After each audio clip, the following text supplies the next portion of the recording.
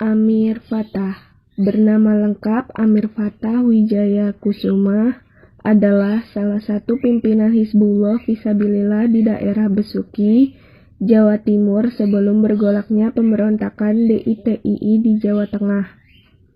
Ketika perjanjian Renville ditandatangani oleh pihak Belanda dan Indonesia, maka semua kekuatan Republik diharuskan hijrah ke Jawa Tengah, termasuk Kesatuan Hizbullah dan Fisabilillah yang dipimpinnya.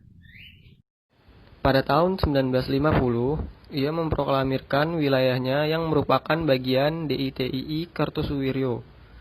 Melalui operasi yang dilakukan oleh TNI, untuk sementara waktu kekuatan mereka melemah. Tetapi, akibat ada pembelot, kekuatan DITII Amir Fattah kembali kuat. Sebagian dari sayap pemberontak DITII beroperasi di daerah hutan pegunungan Deye Luhur, yang bentengnya berada di sebuah gunung bernama Karanggumantung. Tetapi pada akhirnya pasukan Amir Fattah dapat ditaklukkan di perbatasan Pekalongan Banyumas. Sekarmaji Marijan Kartosuwiryo lahir di Cepu, Blora, Jawa Tengah 7 Januari 1905, meninggal di Pulau Onrus, Kepulauan Seribu, DKI Jakarta 5 September 1962 pada umur 57 tahun. Beliau adalah seorang tokoh Islam Indonesia yang memimpin pemberontakan Darul Islam melawan pemerintah Indonesia dari tahun 1945 hingga tahun 1962 dengan tujuan mengamalkan Al-Quran dan mendirikan negara Islam Indonesia berdasarkan hukum syariah. Pada umur 8 tahun, Kartosuwiryo masuk ke sekolah ISTK. Sekolah ini menjadi sekolah nomor 2 bagi kalangan Bumi Putra.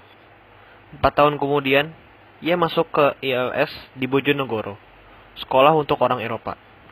Di Bojonegoro, Kartosuwiryo mengenal guru rohaninya yang bernama Noto Diharjo. Pemikiran Noto Diharjo ini sangat mempengaruhi sikap Kartosuwiryo. Setelah lulus dari ILS, pada tahun 1923, Kartosuwiryo melanjutkan studinya di perguruan tinggi kedokteran Netherlands Indische Artsen School. Pada masa ini, ia mengenal dan bergabung dengan organisasi syarikat Islam yang dipimpin oleh Hos Cokroaminoto. Cokroaminoto sangat mempengaruhi perkembangan pemikiran dan aksi politik Kartosuwiryo. Pada tahun 1927, Kartosuwiryo dikeluarkan dari sekolahnya karena ia dianggap menjadi aktivis politik serta memiliki buku sosialis dan komunis.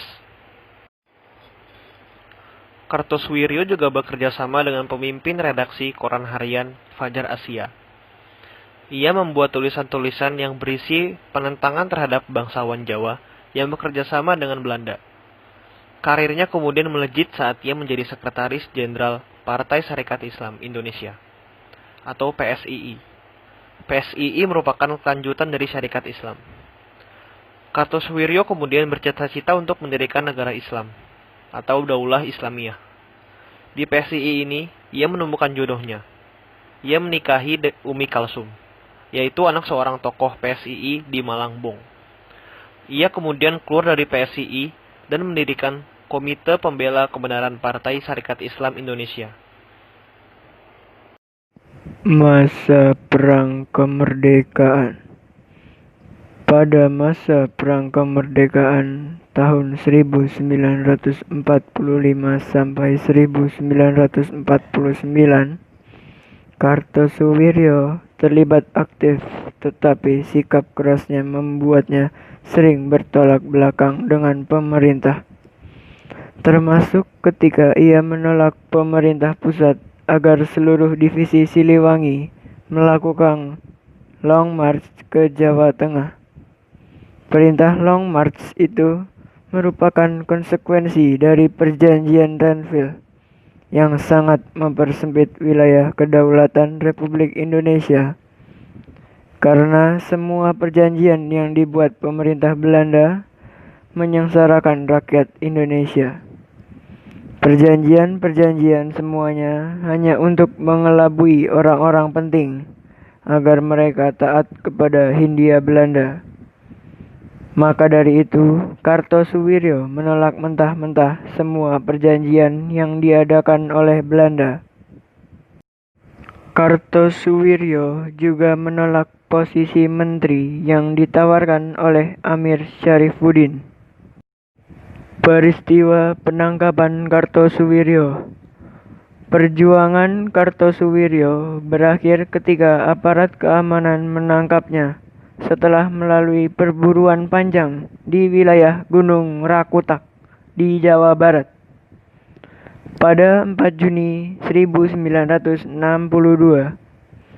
pemerintah Indonesia kemudian menghukum mati Kartosuwiryo pada 5 September 1962 di Pulau Ubi, Kepulauan Seribu, Jakarta.